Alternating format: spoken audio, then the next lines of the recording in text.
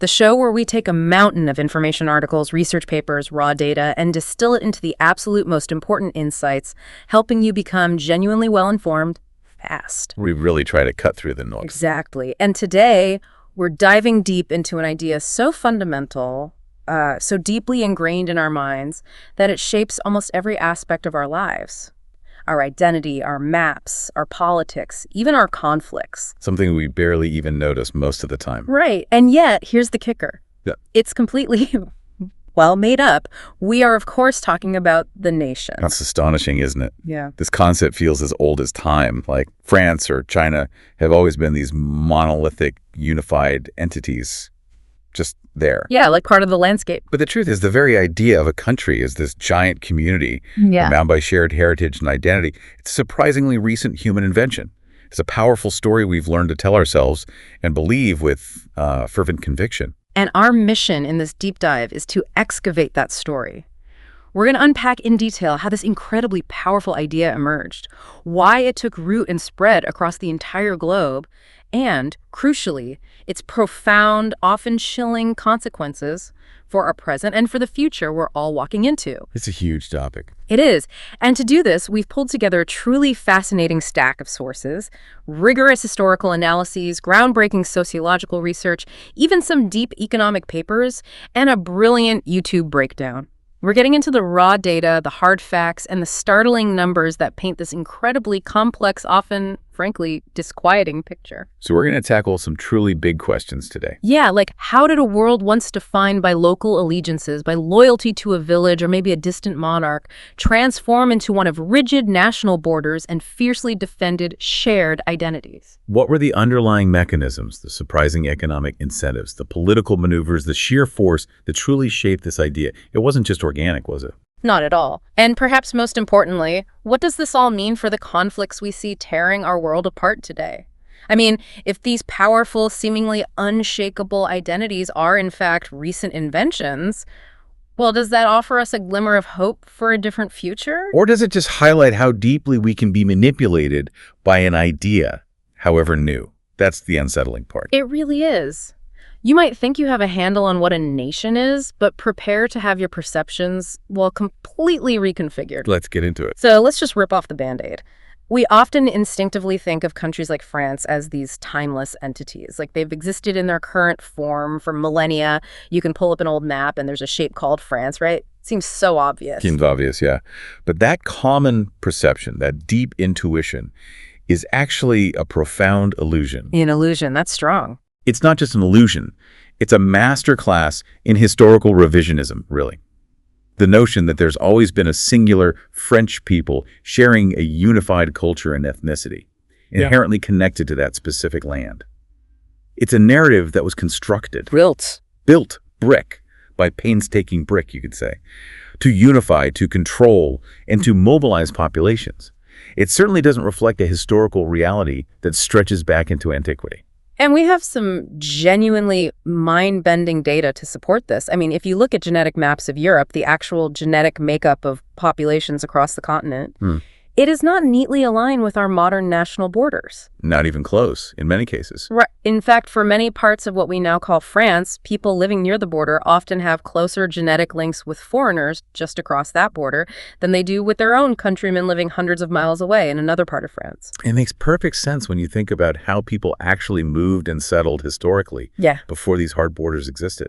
Exactly. And similarly, the distribution of shared physical traits, like red hair, for instance, simply doesn't line up with the national boundaries we draw on a map. These borders were clearly not drawn around pre-existing homogeneous ethnic group. Precisely. And it goes beyond genetics. Yes. Consider something as fundamental as language. Today, almost everyone within France's borders speaks French. That seems like a bedrock of French identity. Of course. But this linguistic unification is incredibly recent. Think about the early 1800s. Not even that long ago in the grand scheme of things. Okay. Only a small central area of what we now call France spoke something close to modern Parisian French. The vast majority of people across that landmass spoke various other languages: Occitan, Breton, Basque, Alsatian German, countless local dialects. Wow, so not French at all for most people. Not the French we know today, no. And they had been speaking these languages for hundreds of years. The cultural landscape wasn't a single tapestry, but a dizzying patchwork, really fragmented. So, if it wasn't a nation, what was it? Imagine this. In the 1200s, sure, there was a kingdom of France ruled by a king. A political entity. But this was purely a political entity, an administrative territory, not a nation as we understand it with a shared identity. People identified primarily with their village, their local market town, maybe their local lord, or their regional dialect. Paris was a distant, almost mythical capital for many. So loyalty was local. Very local. If your town happened to switch allegiance from, say, the French king to the English king after some medieval battle, which happened all the time, your identity didn't suddenly flip. You were still just a farmer from a specific valley trying to put food on the table. You're a subject of a monarch, a taxpayer, perhaps. Exactly. But definitely not a citizen of some grand, unified national club. That concept just didn't exist for ordinary people. And this pattern isn't unique to Europe, right? We see it across the globe. Absolutely. Take ancient China, for instance, a classic example of an ancient civilization. Right. Well, there was certainly a strong sense of Chinese identity among the political elite in a capital, among the scholars and the imperial court. The people in charge? Yeah. The vast majority of people living under their rule often didn't speak Chinese, nor did they consider themselves Chinese in the way we'd understand a national identity today. Their primary loyalty wasn't to this abstract idea of China. And the borders weren't fixed either. Borders were constantly shifting, often split between rival empires, preventing any fixed, stable sense of a singular Chinese people or a permanent Chinese land. It's the same fundamental pattern of fragmented identities, even under powerful, long-standing imperial governments. What's truly mind-blowing, the genuine aha moment here for me, is the sheer recency of national identity as we know it. It feels ancient, but it's not. Not even close. For a country like France, which we think of as eternally French, Yeah. the modern unified French identity only truly emerged around 1870 or 1880.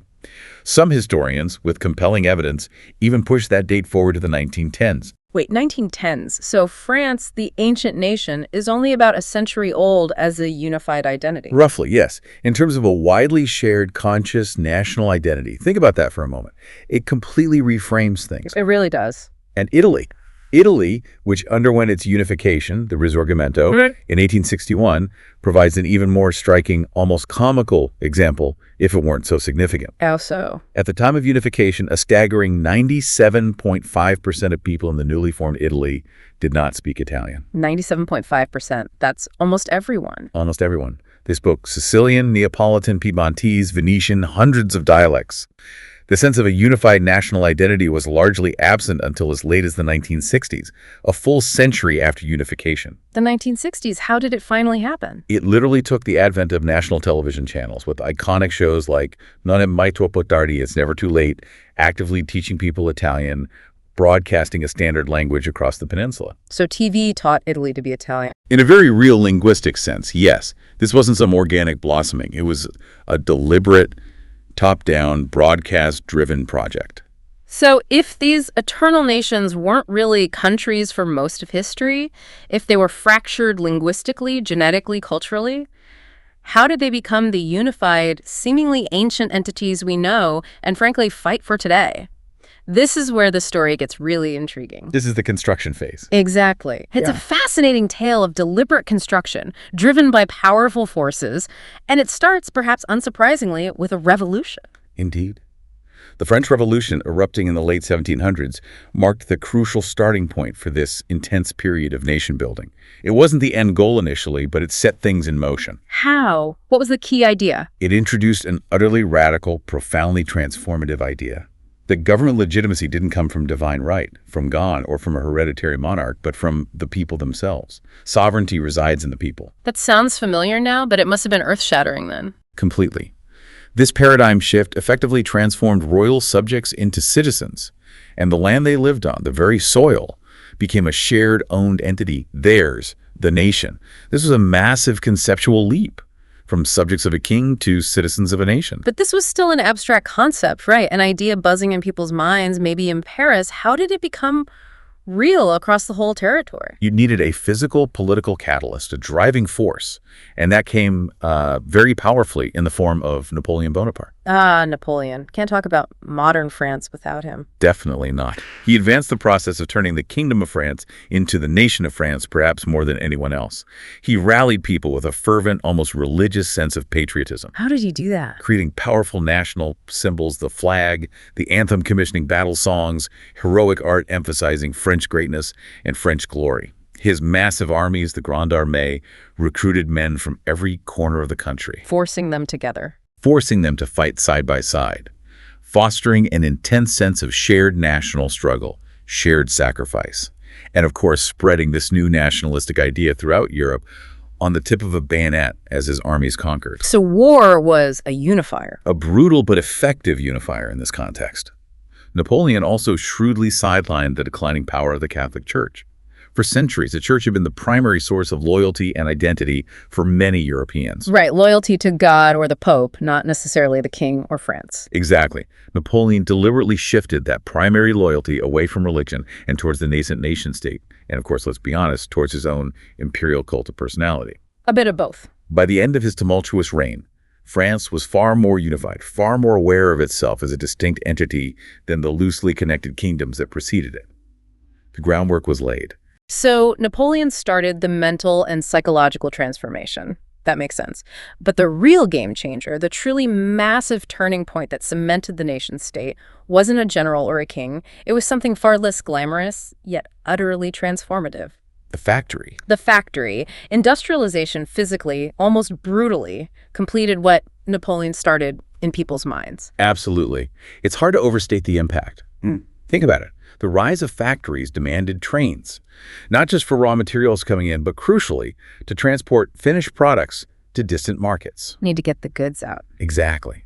This created entirely new, sprawling train networks, physically interlinking previously isolated communities that had literally never communicated with each other before, separated by vast distances and terrible roads.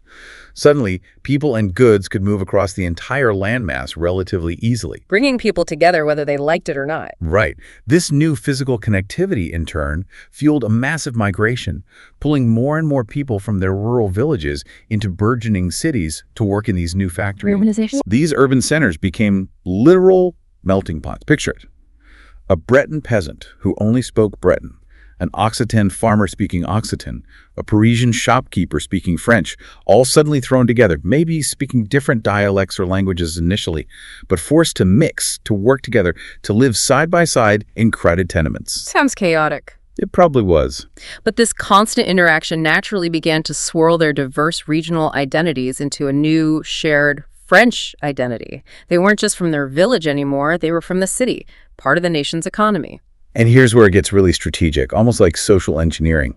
Factory work increasingly required something many rural laborers lacked. Literacy. Literacy. This wasn't just about reading the Bible anymore. It was about reading instructions, schedules, safety notices, prices, basic functional literacy for an industrial workforce. This demand prompted governments often pushed by the industrialists themselves to invest heavily in and build national school systems.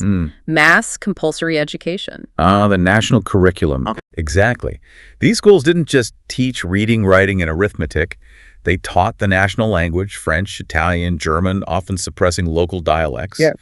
They instilled national pride through history lessons, usually very biased ones. Glorifying the nation. Absolutely. They disseminated shared national values and myths. Teachers became literal foot soldiers on the front lines of indoctrinating the next generation, transforming people once identified primarily as Bretons or Occitans into loyal Frenchmen.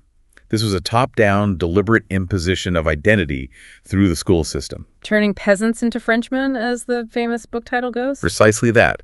And with rising literacy came the explosion of mass media, particularly newspapers. Connecting everyone to the same story. Exactly.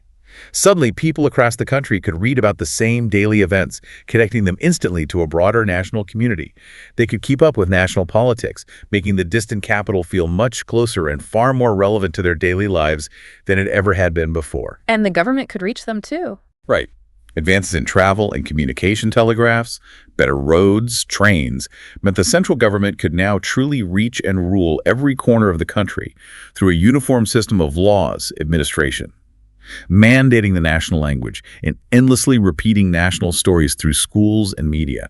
This created a truly centralized, cohesive state in a way medieval kingdoms could only dream of. This brings us to a really critical, often overlooked insight from some of the economic research we looked at. The role of elites in driving nation building.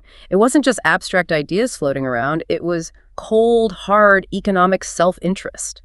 Yes, this is fascinating. It wasn't just a cultural project, it was deeply tied to economic incentives, particularly the clash between different elite groups. So who are these elites? Primarily, the research highlights the tension between the rising industrial bourgeoisie, the factory owners, the merchants, the bankers, and the traditional landowning elites, the aristocracy. Old money versus new money, in a way. Sort of. And their interest regarding education, a key tool for nation building, diverged significantly. The industrial bourgeoisie, with their higher productivity advantage from factories and trade. They needed skilled workers. They needed literate, numerate workers, yes. But more than that, they needed a unified market. They benefited hugely from mass education because it created a more mobile workforce that could move between regions for jobs, understand a common language, crucial for contracts and instructions, and ultimately buy their manufactured goods. So a national school system teaching the national language was good for business. Very good for their business. It facilitated what economists call interregional matches, efficiently matching workers with jobs and goods with markets across the entire unified territory, the new nation.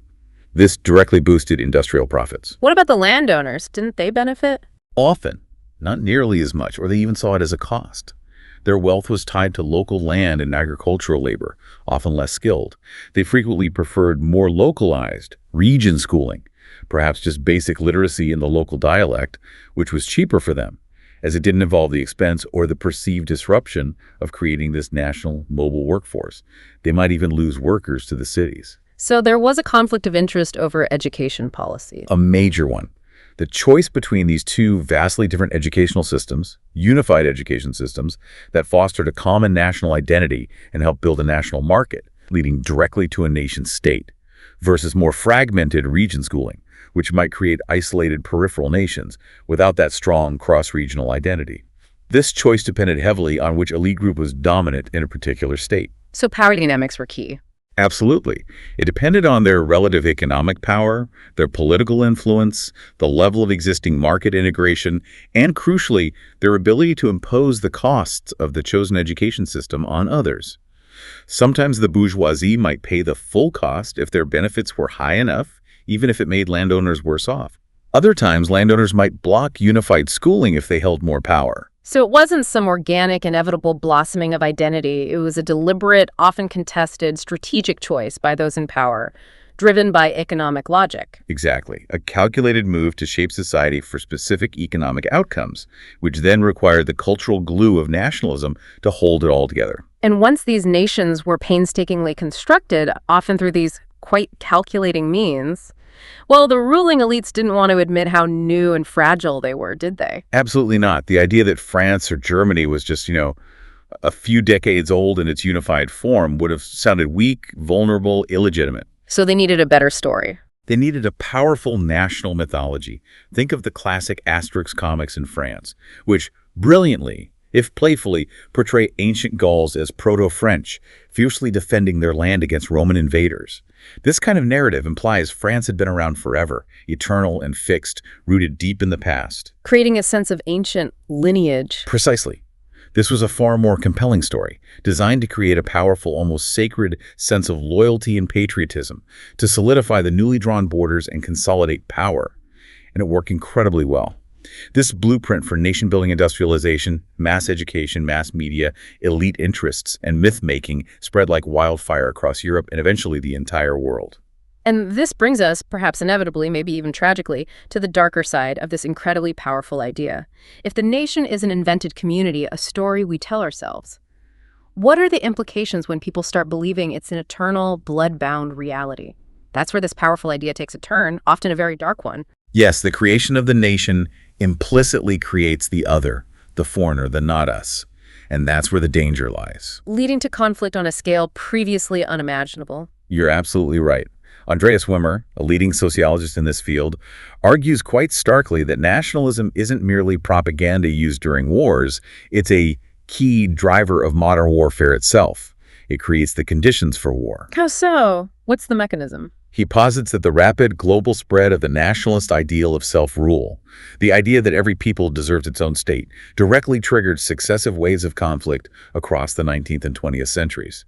As old multi-ethnic empires, like the Ottoman or Austro-Hungarian empires, crumbled. And new nation-states tried to emerge from their ashes. Exactly. These transitions were inherently conflict-prone. Why? Because they unleashed intense struggles over ethnopolitical inequality.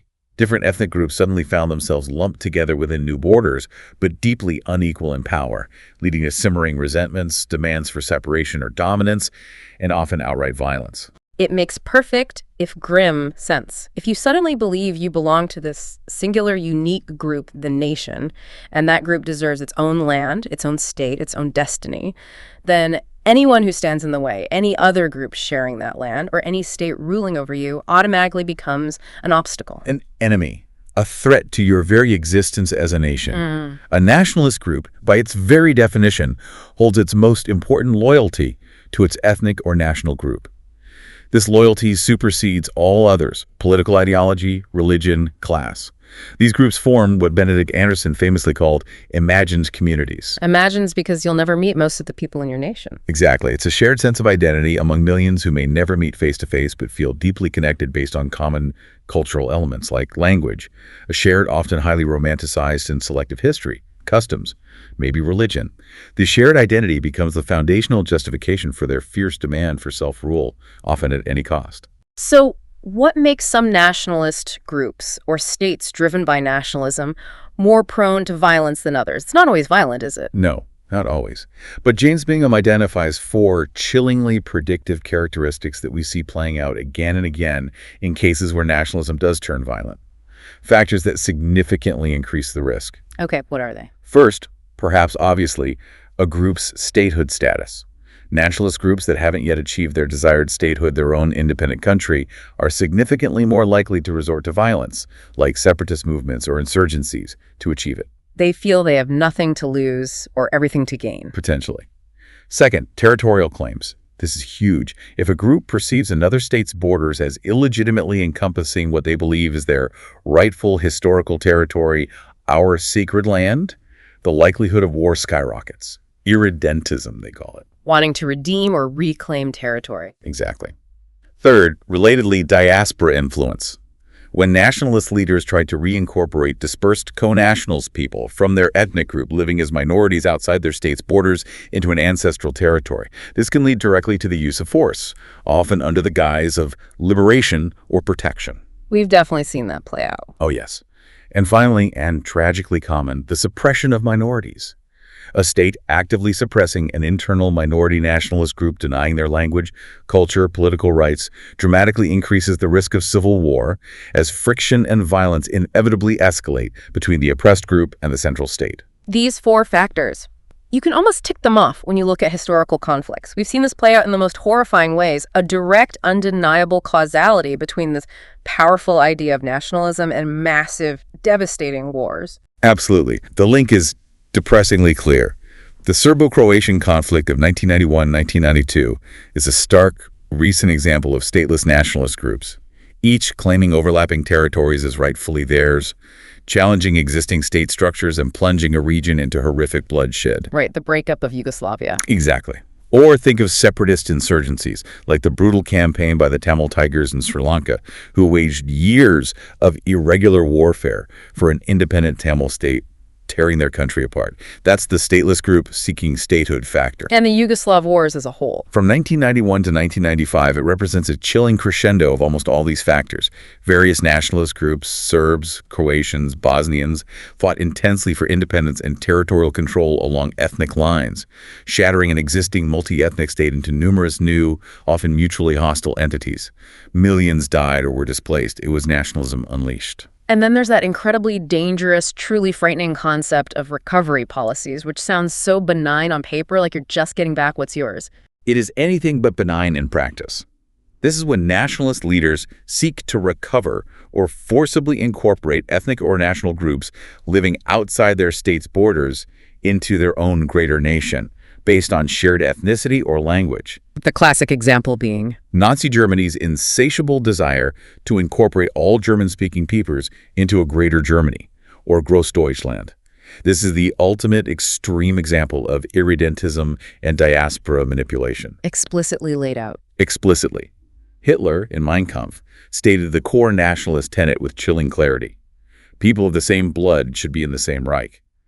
This extreme nationalist goal, fueled by a potent mix of racial ideology and perceived historical grievance, led directly to the violent occupation of the Sudetenland in Czechoslovakia in 1938, then the Anschluss with Austria, and eventually to a war that engulfed the world. Because the nation demanded it. Because the idea of the nation, twisted into this aggressive expansionist form, demanded it. The research suggests the more hegemonic and assertive, meaning domineering and aggressive a nationalist state or group becomes, the more likely it is to resort to violence to achieve its territorial or ethnic goals. This, tragically, was the most dangerous strain of nationalism that fueled the devastating wars and genocides of the 20th century. Beyond these direct, catastrophic links between nationalist goals and war, there are also indirect causal factors, right? Underlying conditions that quietly, insidiously predispose societies to conflict driven by nationalism. These are the simmering tensions, the slow-burn resentments that can suddenly ignite. Yes, these are crucial too. They create the fertile ground where nationalist conflict can sprout. These can be broadly categorized into structural factors, perceptual factors, and political factors. Okay, let's break those down. Structurally, some scholars, like Stephen Van Everen, argued that the greater the intermingling of different nationalities within a given territory, especially on a highly localized street-to-street basis, the higher the likelihood of conflict. Why? Just rubbing up against each other. The idea is that close proximity combined with distinct ethnic or national identities can breed friction, competition for resources, local political power struggles, and make it easier for divisions to turn violent if tensions rise. It's the dangerous neighborhoods argument, in a sense. But that's debated, isn't it? Heavily debated, yes. Other scholars, like V.P. Gagnon, push back strongly, pointing to, for instance, the surprisingly high interethnic marriage rates and peaceful coexistence in many parts of Yugoslavia before its horrific conflict. They argue that mixing doesn't automatically lead to violence. Often violence is stoked from the top down by political elites manipulating those identities, so it's not a simple equation. Right. But it seems logically intuitive that if state borders do generally align with ethnic or national divisions, the likelihood of internal conflict at least would decrease. It generally does, yes, because it removes one major source of grievance: the feeling of being ruled by outsiders or being trapped in the wrong state. The principle of national self-determination, however flawed, aims for this. However, even when borders roughly match ethnic groups, grievances can still arise. Oh. Well, one state might still feel it has insufficient territory compared to its neighbor. Or it might eye resources located just across the border in an area inhabited by its ethnic kind. The perceived legitimacy and defensibility of state borders are also crucial. Research suggests war is more likely if nationalist leaders perceive that territorial recovery operations are possible, meaning they think they can win but not too easy or one-sided, which might invite international condemnation. It's a twisted strategic calculation based on perceived opportunity and risk. Wow. And then there are the perceptual and political factors that can create conditions absolutely ripe for conflict, almost like kindling waiting for a spark. Absolutely. A significant cultural divide between groups, or even just the perception of a profound, unbridgeable divide, dramatically increases the likelihood of war. And here's where the deliberate construction of nationalism becomes so important and so dangerous. How is that perception built? Nationalist sentiments are consciously instilled in a population through pervasive national symbols, think flags everywhere, anthems played constantly through relentless propaganda painting the other group in negative stereotypes, and crucially through the teaching of a particular, often highly biased and selective version of national history and language in schools. This is how the us versus them narrative is forged and maintained. Rewriting history to fit the narrative. Constantly. Historical conflicts and disagreements over mutual history can lead to a deeply ingrained victim mentality where both sides feel profoundly wronged, cheated, or historically oppressed by the other. This escalates the potential for new conflicts, as past grievances are used to justify present hostility. This is particularly toxic when it involves disputes over war crimes and historical atrocities, where the assignment of blame intensifies animosity for generations. Each side has its martyrs and its villains. And it gets even darker, truly chilling when you consider deliberate elite manipulation. This is where the invented nature of the nation, the fact that it is a story, is truly exploited for political gain. Absolutely. This is perhaps the most cynical aspect. Less legitimate governments, those perhaps facing economic crisis, losing popular support, or clinging to power through authoritarian means, may cynically exploit existing ethnic cleavages, those pre-existing divisions between groups, to rally support and divert attention from their own failures. How do they do that? The classic scapegoat. The classic scapegoat mechanism. They might whip up nationalist fervor by blaming an internal minority group for all society's problems: economic hardship, crime, moral decline, as seen so horrifically with Nazi Germany's systematic demonization and persecution of its Jewish population. When independent institutions like a free press or a robust judiciary are weak or have been dismantled, There's no check on the propaganda. exactly, populations become terrifyingly susceptible to this kind of nationalist propaganda and fear-mongering. This fuels an increased aggressiveness towards different national groups or internal minorities, significantly raising the likelihood of civil war or international conflict. It's a classic, devastating playbook used time and time again. It's terrifying how these invented identities, these stories we tell ourselves about who we are and who they are, can become so deeply ingrained, so intensely believed that they lead to real-world persecution, horrific violence, and unimaginable suffering. And the tragedy is, this dynamic isn't just history locked away in books. This exact playbook is playing out right now, in our present. It absolutely is. Yeah. A prime, ongoing, contemporary example we can look at is Amhara nationalism in Ethiopia. This is an ethno-nationalist movement fiercely advocating for the interests and perceived rights of the Amhara people within the complex Ethiopian political landscape. What's the historical context there? Historically, particularly during the imperial era and the subsequent Derg regime, the Ethiopian state and military were overwhelmingly dominated by the Amhara ethnic group. We're talking figures like over 80% of generals and 65% of colonels under emperors like Menelik II and Haile Selassie being Amhara. And data shows that in 1978, under the Derg, the proportion of Amhara officials in government reached its highest point ever. This created a long-standing sense of Amhara political and cultural dominance within the state apparatus, even though Ethiopia is incredibly diverse ethnically. And how is this historical dominance playing out today in terms of nationalism? Well, the political landscape shifted with the rise of ethno-federalism under the EPRDF government from the 1990s, which aimed to empower other ethnic groups. This led to feelings among some Amhara that they were losing their historical position or even being unfairly targeted. Since 2016, the Welkate controversy, a bitter territorial dispute with the neighboring Tigray region, has become a major flashpoint and a powerful source of intensified Amhara nationalism. So a specific grievance fueling a broader movement. Exactly. Groups like the Fano movement, an ethno-nationalist protest and militia group, explicitly claim government persecution and even accuse opponents of genocidal intent against the Amhara people. This creates a deeply embattled sense of feeling of being under siege. And religion plays a role too. Yes, significantly. Amhara nationalism often ties Ethiopianness itself very closely to the historical presence and influence of the Ethiopian Orthodox Tewahedo Church, which has historically been associated with the Amhara elite. This intertwining of religious and ethnic identity forms a powerful, often explosive cocktail that fuels nationalist grievances and conflict in the present day. It's a real-time, tragic example of how these constructed identities and historical narratives drive contemporary conflict. It's abundantly clear that the idea of the nation, once invented and refined in Europe through processes like industrialization and elite choices, didn't stay contained there. Thanks to rapid advancements in transportation like railways, steamships, and the powerful reach of mass media like newspapers and later radio, It spread across the entire globe, reshaping cultures and geopolitics absolutely everywhere. Like an ideological virus, in a way. and often, ironically, it took root in places where diverse communities had been forcibly grouped together by arbitrary imperial borders, right? Right. Borders drawn by European colonizers in Africa and Asia with little regard for local ethnic, linguistic, or historical realities. Exactly. It's one of the great ironies of colonialism. These artificial colonial territories, designed for administrative convenience or resource extraction, sometimes inadvertently fostered a sense of shared grievance among the colonized peoples. This could then lead to a unifying anti-colonial nationalism, as disparate peoples adopted the very European idea of the nation to struggle for self-determination and independence against their European rulers. They used the master's tools, so to speak. But this worldwide spread, especially in the post-colonial era after World War II, also created its own brutal set of challenges, didn't it? The dream of national self-determination often turned into a nightmare for many within those newly independent states. Absolutely. A profound and often bloody challenge.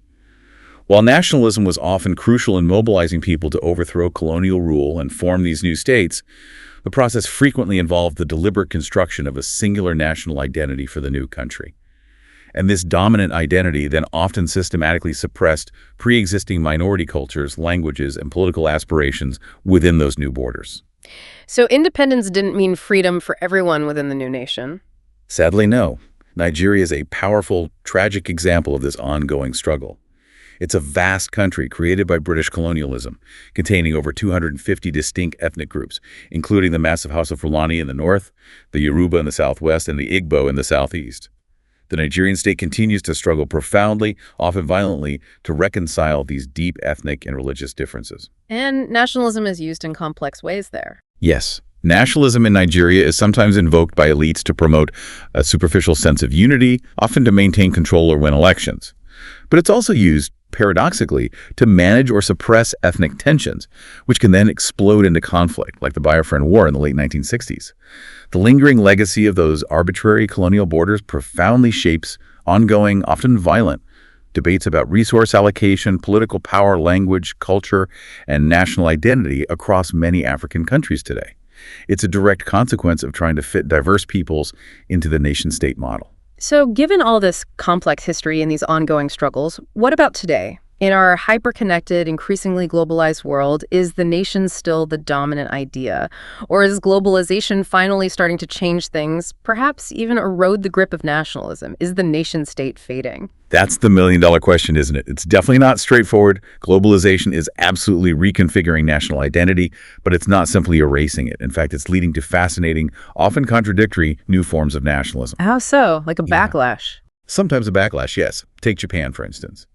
The intense impact of globalization, the constant influx of foreign culture, economic competition, migration debates has paradoxically prompted many Japanese people to assert their cultural uniqueness even more fiercely.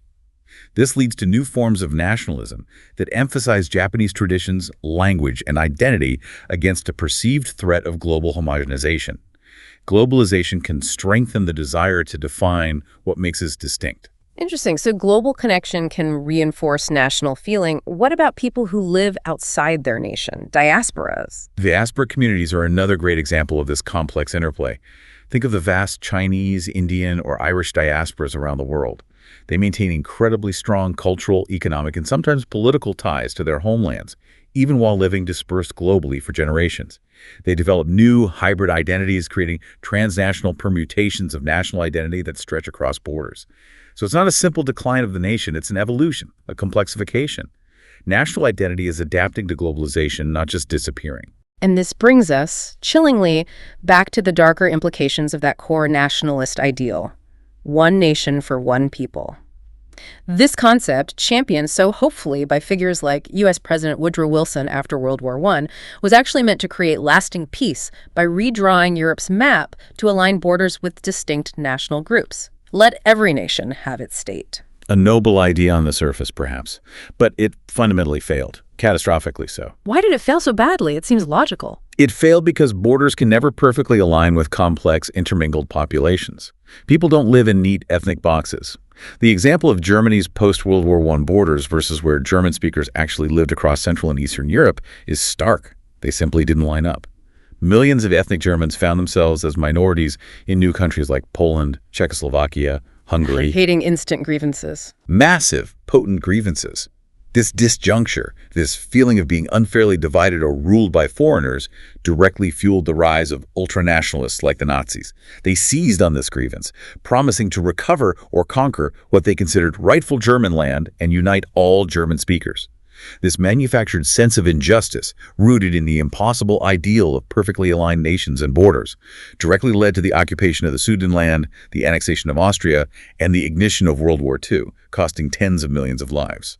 The pursuit of national purity led to global war. And this one nation for one people ideal has another incredibly sinister, utterly predictable consequence: the systematic persecution and murder of minorities within the nation. Yes. If a nation is defined by a shared, often ethnically or culturally pure identity, then anyone living within its borders who doesn't fit that dominant identity, ethnic minorities, religious minorities, linguistic minorities, is by definition an outsider. Not truly belonging. Not truly belonging. And from there, it's a short, slippery slope to viewing them as an other, a potential threat to the unity or purity of the nation, a scapegoat for problems. This fabricated idea of the homogenous nation became so intensely believed, so emotionally charged in the early 20th century, that fascists and ultranationalists murdered millions of Jews, Roma, Slavs, political opponents, LGBTQ plus individuals in the name of national purity and strength, all justified by nationalism. An idea that, as we discussed, had only really been invented and truly solidified maybe 70 years prior. It's staggering. The capacity for division, for hatred, for dehumanization, all stemming from this relatively recent manufactured concept of the nation, is truly horrifying and must never, ever be forgotten.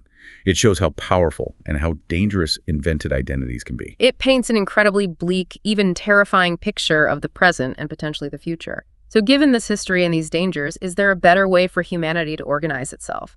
A more peaceful way to foster collective identity? Or are we simply stuck with this deeply ingrained, often violent system of nation-states? Well, it's easy to feel pessimistic, but there is perhaps a glimmer of hope in the darkness. The key insight is that national identities are not fixed, immutable biological things. They are social constructs. They are malleable, and they can change over time. So they're not set in stone? Not at all. Yeah. For example, look at France again. It's slowly, often painfully, and with significant backlash, becoming more accepting of a French identity that can, in theory, transcend race or origin.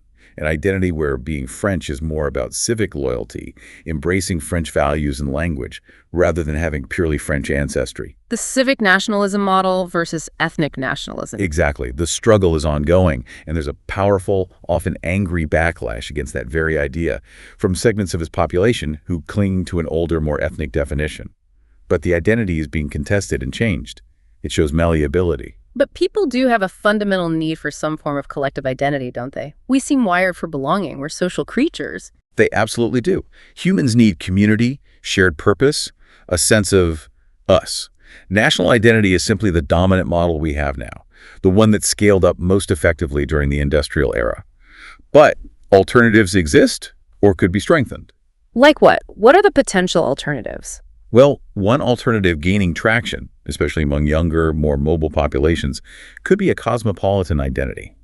Seeing oneself primarily as a person of the world, a global citizen, someone who embraces multiple cultures and sees humanity as the primary community. Where do we see that emerging? We see elements of this identity emerging in truly global cities like New York, Hong Kong, London, Singapore, places where diverse populations from all over the world live and work side by side, creating new cultural fusions and perhaps fostering identities less tied to a single nation state. Interesting. And what about other sources of belonging that aren't tied to land or nation states at all? Things that don't come with the baggage of borders and others? Absolutely. Identity and community can certainly be found, and historically often were found, in shared religion, which often transcends national borders.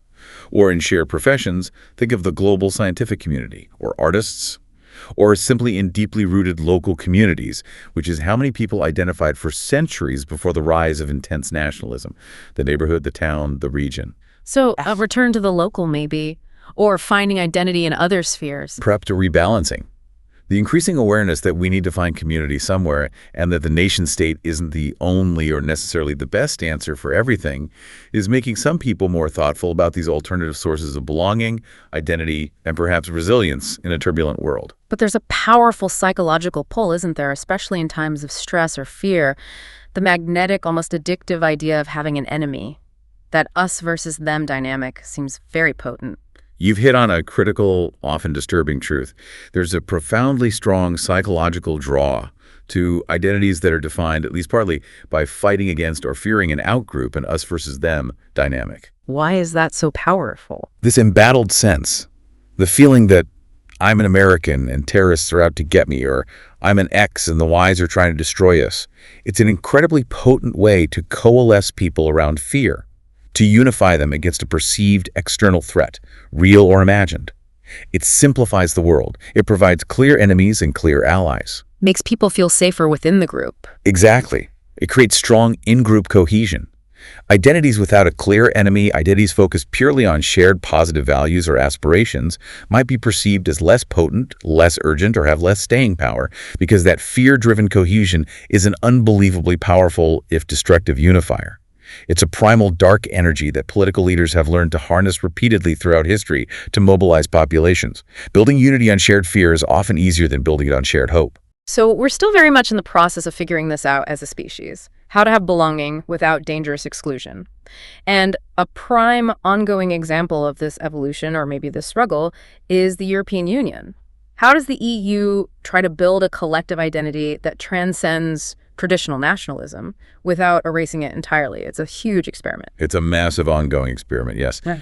And one key tool they use is the EU's cohesion policy. This is a huge chunk of the EU budget. How big? We're talking about roughly a third of the total EU budget figures, like 350 billion euros, just between 2007 and 2013 alone, a truly staggering sum of money. It's a monumental regional development policy, funding infrastructure, job creation, environmental projects, etc., across the continent. And the goal isn't just economic. No, the explicit aim goes beyond pure economics. It's designed to be a tangible manifestation of the EU, something people can see and feel in their regions. It aims to solve specific regional economic and social needs, promote solidarity between richer and poorer regions, and ultimately contribute to what they host as a civic dimension of European identity. So building bridges, literally and figuratively. That's the idea. The underlying logic is that by directly addressing economic and social imbalances across member states, by making concrete improvements in people's daily lives funded by the EU, they can foster a sense of shared purpose, shared benefit, and ultimately shared belonging that transcends individual national loyalties. It's an attempt to build unity through shared economic prosperity and visible projects. Look what Europe does for you. And how does that translate to how people actually identify with Europe? Is this grand economic strategy actually working to build a European identity? Well, identification with Europe is complex. Researchers break it down into different dimensions. There's a cognitive dimension, simply acknowledging or categorizing oneself as European, and a valuative dimension, the positive or negative value you would attach to that EU membership, and an affective dimension, your emotional attachment, feeling European. So it's head and heart. Kind of. And support for EU membership can often be very instrumental, meaning it's based purely on perceived economic benefits, what's in it for me in my region, rather than a deep sense of shared identity. So does the cohesion policy boost that identification? The evidence is quite mixed and nuanced, actually. Awareness of the policy itself often varies by region. Unsurprisingly, regions getting more funds usually have higher awareness. People see the signs on the new bridge or building. Makes sense. But interestingly, positive assessments of EU membership overall are often more frequent in large towns and cities than in rural areas or middle-sized towns, even in regions that are receiving significant amounts of cohesion funds. That's quite surprising, isn't it? So throwing money at regions doesn't always directly equal more pro-EU feeling or a stronger sense of shared European identity. Not always directly or simply, no. It highlights the complexity. Some studies found that poorer regions receiving the most funds, ironically, sometimes show lower levels of support for the EU or identification with Europe. Why would that be? One hypothesis is that while they benefit from specific projects, people in these regions might still perceive themselves as the overall losers in the larger competitive process of European economic integration and globalization. They might feel left behind by the single market, even while getting EU handouts. It highlights a classic urban-rural divide in perception, and it underscores the profound challenge of translating abstract economic benefits or bureaucratic policies into a deeply felt, shared collective identity that can genuinely compete with or complement the powerful, older, more emotional pull of national identity. You can't just buy identity. That really puts the challenge into perspective. This whole discussion makes me think about another historical example, maybe an unexpected one. The British Raj in India. Obviously, it was a colonial regime with profound flaws and exploitation. Deeply flawed, absolutely. But some historians argue it exhibited certain accidental virtues when it came to managing diversity and identity, especially compared to what came after in some places. It's a controversial point, but there's an argument there.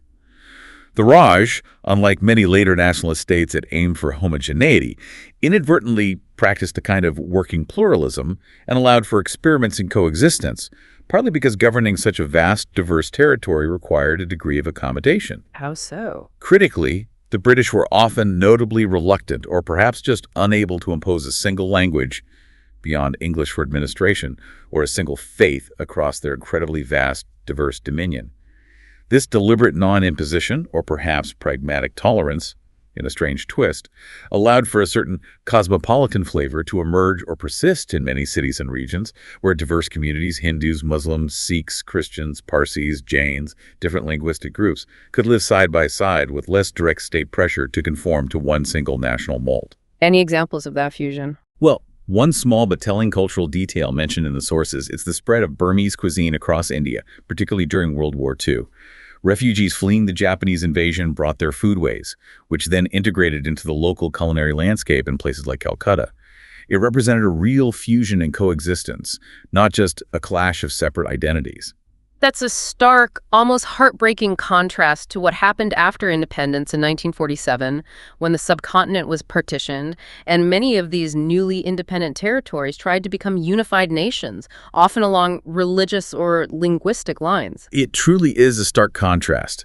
The fates of post-independence Pakistan, later splitting to Bangladesh, Burma, Myanmar, and Sri Lanka have at various times been tragically marked by authoritarianism, brutal civil war, and widespread persecution of minorities, often fueled by attempts to impose a monolingual or monoreligious nationalism. Think of the persecution of Hindus and Christians in Pakistan, the Rohingya in Myanmar, the Tamils in Sri Lanka.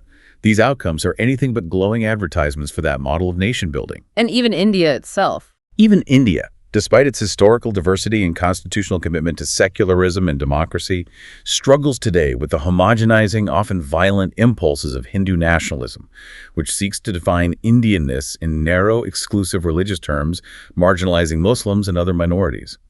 The Raj's unintentional, often messy pluralism inadvertently allowed for a complex coexistence that, once dismantled in the name of creating pure nations, was often replaced by far more violent, exclusive nationalist visions. It's a sobering reminder of the profound choices involved when we collectively define who we are and consequently who they are. This has been an incredibly eye-opening and at times genuinely chilling deep dive. The nation, this incredibly powerful idea that underpins our entire modern world, is, as we've explored in detail, a surprisingly recent human invention. Not timeless at all. Constructed step by step. Exactly. Painstakingly shaped by powerful historical forces like revolution and war, by cold economic incentives driving industrialization and education, and by deliberate, often manipulative myth-making by elites seeking to consolidate power. And it had both sides. Its emergence, while it did unify populations and mobilize them for collective action-building infrastructure, welfare states in unprecedented ways. It also bred unprecedented conflict, exclusion, and violence on a scale unimaginable before its existence. Ethnic cleansing, genocide, world wars fueled by national competition and hatred.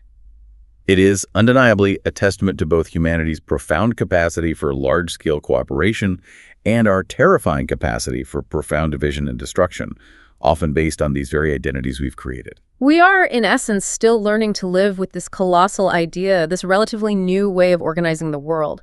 And clearly there are many bumps in the road, many crises still unfolding, many potentially devastating ones ahead. But the crucial takeaway, perhaps, is that the lines on the map, the identities we hold so fiercely dear, the stories we tell about us and them are, as we've explored, far more flexible and malleable than we often assume. They were invented, and they can be reinvented. They are stories, and stories can be rewritten.